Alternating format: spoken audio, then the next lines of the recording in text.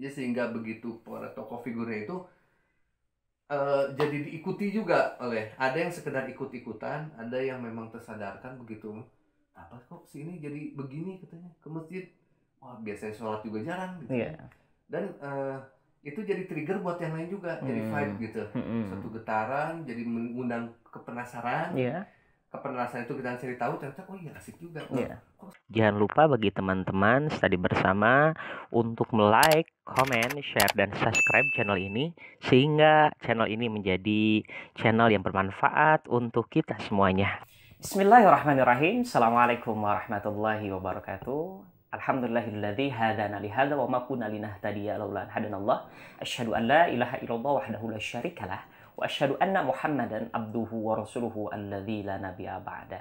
Allahumma anfa'na bima 'allamtana wa 'allimna ma yanfa'una wa zidna ilman nafi'an wa rizqan thayyiban wa halalan wa mubarakan insyaallah bisalamin aminin. Teman-teman study bersama bertemu bersama saya Felian dan ada di samping saya ada Kang Reza, Masya Allah. Sampai Kak Eza, sini aja.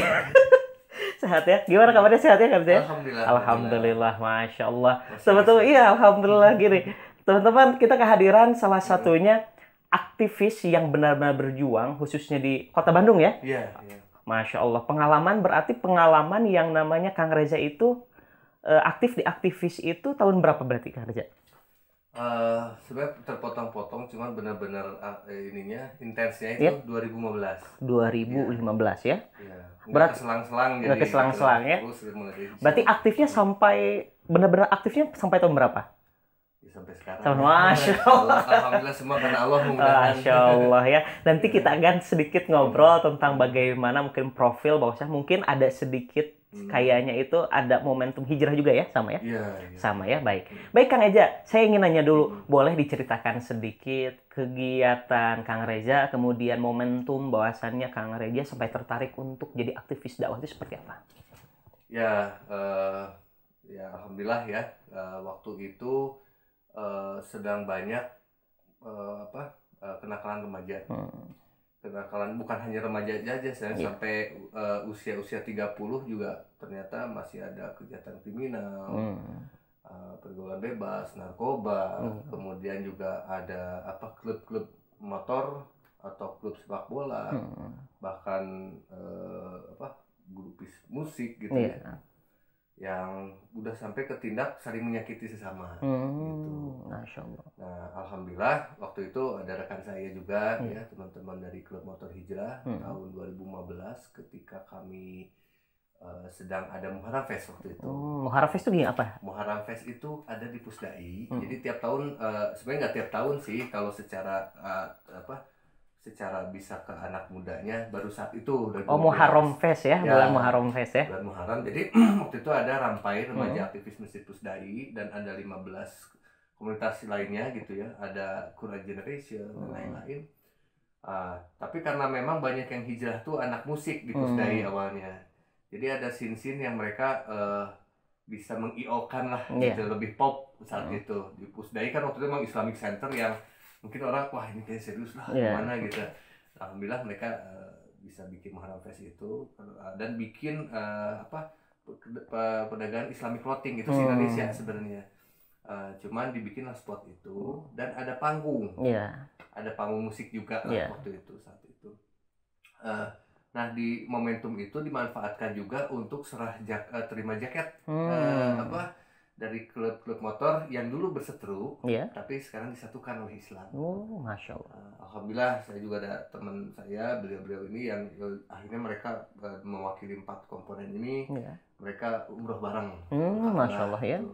Nah alhamdulillah dari situ jadi trigger gelombang hijrah makin besar. Ada tokoh-tokoh sepak bola, tokoh-tokoh musik, hijrah. Dan tetap misalnya mereka hijrah tapi juga nggak mendadak gimana, tetap asik gitu, tetap enjoy lah gitu ya. Nah menginspirasi yang lain. Nah mulai dari sana ternyata alhamdulillah kerjasama sama Pusdai waktu itu ada perlu pemberdayaan pemuda se Asia Tenggara. Ini mesti ngapain nih kita ini masjid Pusdai.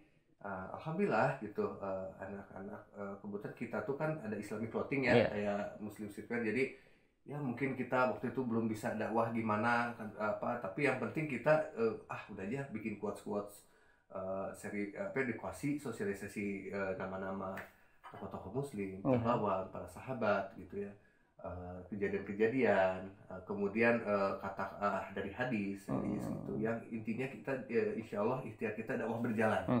Jadi kalau kita karena di genre kita kan kita di street misalnya atau di mana yang nggak mungkin bisa dakwah langsung atau minimal sama perbuatan kita atau misalnya ada subliminal itulah gitu campaign di situ. Nah, alhamdulillah udah mulai dari sana lah akhirnya terjadi ada namanya dulu pusda pusat dakwah visual gitu yang alhamdulillah jadi terminal. Jadi mau dari komunitas manapun sini itu ya kita ngobrol lah session gitu alhamdulillah di situ. Dan itu juga ketemu waktu itu ada yang dari Pondok Muala Setulihan waktu itu sempat dan akhirnya itu sentra bikin kita acara-acara di Pusdai. Nah seiring itu tadi Ustadz sempat ini kenapa sih terus jadi semakin kita mengenali ternyata semakin banyak yang belum kita bisa harus selesaikan mungkin ya, dan namanya menuntut ilmu emang sampai kita wafat gitu, berbuat kebaikan juga nggak ada ininya, dan kita entah mana yang diterima mana enggak, yang penting sebaik-baiknya. Dan kita mungkin semua rata-rata kita mungkin nggak bisa jadi fuqaha, nggak jadi apa, tapi intinya mungkin kita sebagai orang paling bermanfaat bagi manusia. Keberadaan Darul Qutni itu kan kita hanya mencoba itu minimal gitu. Bagaimana keberadaan kita tidak hanya urusan di masjid saja kita khidmat, tapi juga pengamalan bahasa langit yang dibumikan itu begitu kita keluar kita memberi impact manfaat apa juga bagi lingkungan sosial, karena kita harus menjaga bahwa Islam itu rahmatan lil alamin. Ini muslim loh, muslim itu berarti seperti lebah itu ya harus kita amalkan sebisa-bisa dan tentunya atas bimbingan para asatidz. Masya Allah, wah keren nih. Baik, teman-teman tadi bersama nih salah satu yang bikin saya kepo, nanti boleh dilihat di Instagram di bawah ini Kang Reza, nanti boleh di follow juga seperti ini. Saya ingin tahu juga, termasuk teman-teman tadi bersama atau yang ada di rumah yang sedang menyimak di sini, bahwasannya bagaimana sih apa yang menjadi tolak balik awal nih Kang Reza hijrah yang awalnya mungkin dalam tanda kutip artinya mungkin kehidupannya jauh dari keislaman, tiba-tiba apa yang menjadi tolak balik awal sebagai Kang Reza untuk hijrah pertama kali? Gimana nih? Ceritanya gimana? Sebenarnya hampir semua sama dari teman-teman itu ada fase, ada kekosongan. Ada kalau orang yang udah hatam gitu nakalnya, udah ini apalagi harus di-achieve. Kan rata-rata itu bosan nakal ini ngapain nanaonan kikiran gitu, ngapain apa waktu saya kok kayaknya meaningless gitu. Terus kedua juga semakin berpikir ternyata pola yang diajarkan kalau kita baca buku-buku sejarah para sahabat atau kisah-kisah Islam, kisah para imam, para ulama, kok ini beda banget sama kita gitu kan. Dan kita merasa udah ada guilty feeling bahwa para pendahulu kita bahkan yang sampai memerdekakan Indonesia karena kita kan rata-rata suka baca atau literasi gitu.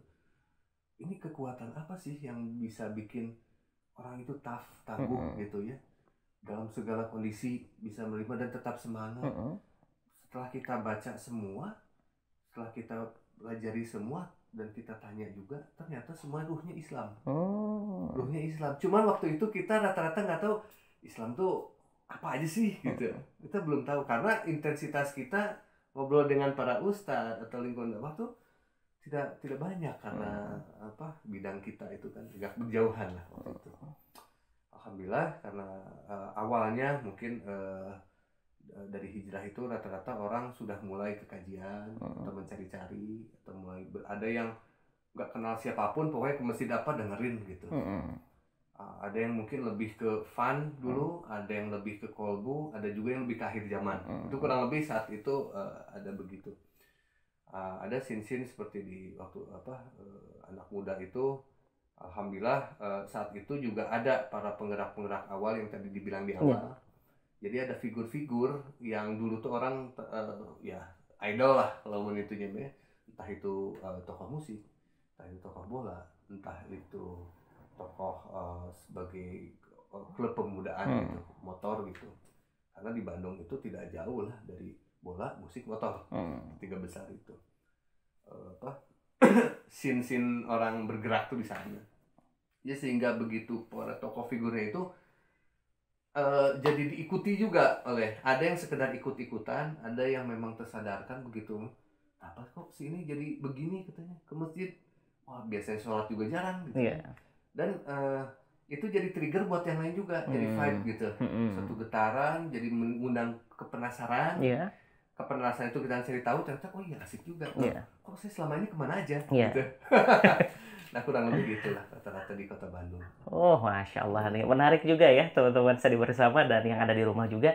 Berarti posisinya setelah masuk nih tahun 2015 itu sebagai aktivis ya, otomatis pasti ada kendala.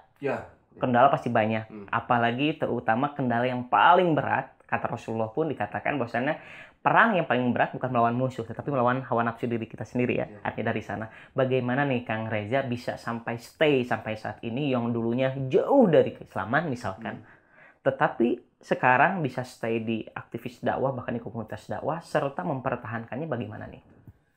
Jadi alhamdulillah waktu itu awal-awal orang hijrah itu kita disebut harus meluruskan niat. Tapi kita belum begitu memahaminya saat itu.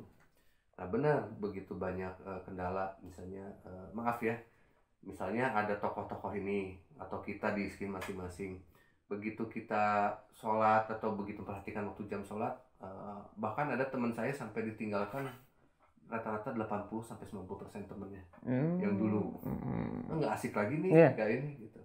Tapi itu justru jadi energi, jadi loh ini kan benar. Ya gimana kita juga bikin hijrah ini asik gitu. Dalam tataran masih dalam kaidah, makanya kita konsultasi Ustaz, ini masih boleh nggak sebenarnya. Nah karena kita ada hubungan terus dengan Ustaz dan ternyata ada figur-figur lain juga saling menginspirasi satu sama lain, kemudian kita membaca siroh sebenarnya Ustaz. Ya maksudnya ya itu tadi, apa sih ruh ini yang bisa ini, walaupun jujur banyak yang mungkin ada keluar dari pekerjaannya karena maaf ya saat itu mungkin pekerjaannya banyak kemaksiatan di dalamnya. Tapi begitu pas di dunia nyata dia pindah kumaha gitu. Tapi juga waktu itu belum ada solusi segera saat itu. Tapi alhamdulillah janji Allah itu pasti kan, Allah akan menggantikan hanya kesabaran kita, tawakalan, jangan ada ego, yang tadi hawa nafsu ya Ustaz. Memang ada juga tidak semuanya 100%. Memang ada yang akhirnya hawa nafsu mempergunakan ada kepentingannya disisipkan di dakwah, ada itu juga. Tapi alhamdulillah tidak inilah, karena kita semacam saling mengingatkan, baik yang kenal maupun tidak kenal, karena ada medsos juga gitu, atau ada lah kita nggak bisa ngobrol secara langsung, tapi kita bikin suatu gerakan dakwah atau suatu kegiatan dakwah yang ini mah gini, ini gini. Jadi biar mikir aja gitu. Ya kurang lebih kayak begitu. Terus karena kita semakin intens menuntut ilmu, kita semakin merasa bodoh. Dan makin berasa alokasi waktu kami ini kan 24 jam. 24 jam. Apalah artinya kita cuma sejam 2 jam untuk Islam. Waktu itu ya. Apalagi setelah semakin membaca, semakin thalabul ilmi, semakin melihat perubahan teman-teman juga yang jauh lebih berangasan, jauh lebih itu kok bisa gitu ya. Kitanya malu, ya akhirnya ayo barengan. Dan alhamdulillah walaupun di tengah ada yang wah itu ngasih lagi, atau misalnya orang yang wah ini aliran ini, ini firqah ini segala macam, kita mah jalan aja. Selama ada dari Ustadz ini bagaimana, karena kita konsultasi juga, kita nggak bawa ini sendiri, karena kami khawatir kalau kami mengikuti persangkaan kita saja, persepsi kita saja, kita bisa tersesat karena kita nggak ada ukurannya gitu. Masya Allah, ini menarik juga nih Kang Reza, dari perjalanan hidup Kang Reza yang ibaratkan tadi dari fase sebelum hijrah jadi hijrah, kemudian menjaga kestabilan istiqomah dalam hijrah. Otomatis nih Kang Reza juga aktif di berbagai macam komunitas ya? Ya. Alhamdulillah Allah ngasih kesempatan. Artinya dari sana ingin tahu juga Kang Reza, setahu Kang Reza mungkin gambaran komunitas terutama yang ada di Bandung ini bagaimana, komunitas khususnya komunitas Islam nih? Gimana? Ini sedikit mitir aja sih, mungkin dibagi berbagai genre atau jenis kegiatan, tapi jauh sebelum itu waktu itu ada suatu evolusi lah gitu ya. Kalau tapi bukan evolusi itu ya. Jadi saat itu masih scene musik waktu itu awalnya. Terus ada kemudian udah mulai ke misalnya Istiqomah waktu itu udah ada mulai lebih tolarnya. Tapi ada juga yang scene sport gitu ya, itu ada dialatif waktu itu. Tapi intinya saat itu ada yang versi untuk funnya, untuk kolbunya, ada yang juga giroh akhirnya. Ya sesuai ininya lah gitu, karena saat itu memang kajian sudah mulai, udah jadi parameter ustadz mulai munculan, masjid-masjid juga sudah mulai terbuka, tidak hanya di beberapa tempat tapi udah mulai gitu. Ada sin dakwah teman-teman ini luar biasa juga gitu. Misalnya kita lihat kalau yang emang biasa di masjid menengah dan atas ada gitu, ada yang ke ganggang gitu, karena dengan genrenya masing-masing gitu ya. Ada juga yang di tempat-tempat public space umum gitu, atau misalnya kita lihat seperti Persib yang sampai bisa memundurkan jam biasanya bertepatan dengan maghrib jadi kelewat, ini malah bisa maghrib dulu kan. Nah itu suatu maupun orang yang di genre masing-masing mereka berbuat gitu. Adapun kalau sampai komunitas dakwah nih, ini kita bicara sharing aja ini komunitas dakwah, ada yang memang awalnya kajian only, terus kajian only gitu ya, tapi memang mereka bukan ini mengkhususkan di situ, karena memang nanti ada keluar talent atau ustadz baru, atau regenerasi ustadznya, atau kemampuan. Kita lihat kan sekarang kalau kita lihat poster-poster kajian kan begitu menarik ya segala macam. Nah itu kan ada yang khusus di situ gitu. Nah, dan alumni atau ikatan itu menginspirasi yang lain, ataupun dia dari satu orang itu kadang-kadang dia ada 2 komunitas atau 3 komunitas, dan dia ikut sharing ilmunya, wakaf ilmunya juga gitu ya. Nah itu tuh ada juga yang dakwah dan sosial gitu, ada dakwah dan sosial. Ada juga yang memang bikin kajian-kajian besar gitu, kajian besar dalam rangka ya yang penting ini kan kita masa kalah ya misalnya sama hal-hal yang unfaedah atau hal-hal yang maksiatan. Wah kita juga harus bikin yang bisa men-trigger orang menjadi lebih baik gitu. Itu aja untuk kelihatan dulu gitu kan. Itu ada juga yang begitu. Kemudian ada juga yang dakwahnya street. Dakwah street itu jadi artinya turun langsung ke jalan atau gimana? Ya memang turun langsung ke jalan. Nah, cuman ada bahasa-bahasa kalau kita kajian di masjid bisa, tapi ada kalangan marginal, ada masyarakat yang edukasinya tidak ini, jadi gimana caranya itu disederhanakan dalam suatu perbuatan. Ya tetap konsultasi dulu ya. Misalnya entah kita dengan duafa atau anak jalanan kita ngobrol bareng, ngobrol tentang keimanan, atau misalnya sambil ya bisa ini karena kita nggak ada fundraising gitu, apa kan bawa makanan terus ngobrol, ternyata mereka pada nggak sekolah misalnya, aduh ini sayang mereka belajar sekolah aja enggak, terus belajar agamanya juga gimana nih gitu. Minimal di tengah mereka kesulitan itu mereka ada pegangan lah Allah gitu. Ya sebisa-bisa kita sharing apa yang kita dapat dari kajian, apa yang dapat dari asatidz kita sampaikan, tapi bahasanya disederhanakan sesuai bilisani kaumihim ya Ustaz ya. Ini mah Ustaz lebih hafal. Khususnya kalau di sini kan kita belajar yang saya tangkap di sini, saya belajar ke Kang Reza. Sama-sama ya. Baik. Nah ini bisa, ini juga alhamdulillah kami juga setelah sekian lama ada kajian segala macam kata Ustaz tadi, suatu saat nih saya mendadak melihat ada orang yang dakwah goes to school, karena memang sebelumnya kita waktu itu ada dakwah goes to school juga, tapi lebih ke person orangnya. Misalnya ada seseorang tuh dulunya preman atau dulunya artis yang mungkin maksudnya begitu ngomong ke sekolah, wah dulu saya begini, kalian jangan sampai deh kayak saya, lebih ke gitu ya waktu itu. Tapi masih sporadis. Nah, waktu itu ternyata saya ada scene, ya itu saya bilang yang tadi kaitannya ada suatu orang itu kadang-kadang punya 1-2 komunitas. Saya waktu itu ada di tempat namanya Baksil gitu, public space gitu, segala macam. Ngobrol-ngobrol, ternyata beliau juga salah satu penggawa dari komunitas yang mengurus dakwah goes to school. Wah menarik juga nih dakwah goes to school. Terus saya juga baru tahu ada Ustadz Ferdian misalnya. Masya Allah nih harus ketemu nih. Karena kita gini, hal yang baik kita harus tahu saling menopang karena yang sudah sebelumnya kalau kita tidak saling menopang, sibuk masing-masing, akhirnya nggak ada regenerasi atau bosan atau jenuh atau apa. Akhirnya ya udah sudah kita kolaps ya. Dan begitu Masya Allah, begitu pas datang, wah ini gerakan yang maksudnya ini bisa konsisten, continue, ini bagus. Waktu itu bahkan kita sempat waktu itu belum bertemu ya sama Ustadz kemarin. Bahkan sempat ngomong kita ya udah ada kita beberapa komunitas lah kumpul. Ini kan dakwah Ghost to School, udah kalau gitu kita nggak usah. Tapi kalau katanya kan susah nih talent apa, ya udah kalau perlu talent apa ya Insya Allah kita support saat itu gitu. Waktu itu ke penggawa komunitas tersebut bilangnya. Kemudian kalaupun ada dakwah Ghost to School jangan tumpang tindih. Misalnya ini level SMP, ini level SMA harus ada gitu. Itu aja, walaupun ternyata ya memang SMA luar biasa sekali juga. Jadi saya hanya mengikuti dari ustadz ya, luar biasa sekali. Tapi alhamdulillah saya yang melihat menariknya ini gerakannya juga dari anak SMP ya, sebelum terkena pemikiran-pemikiran yang nggak inilah gitu. Mungkin dari usia dini sudah dikenalkan itu bagus.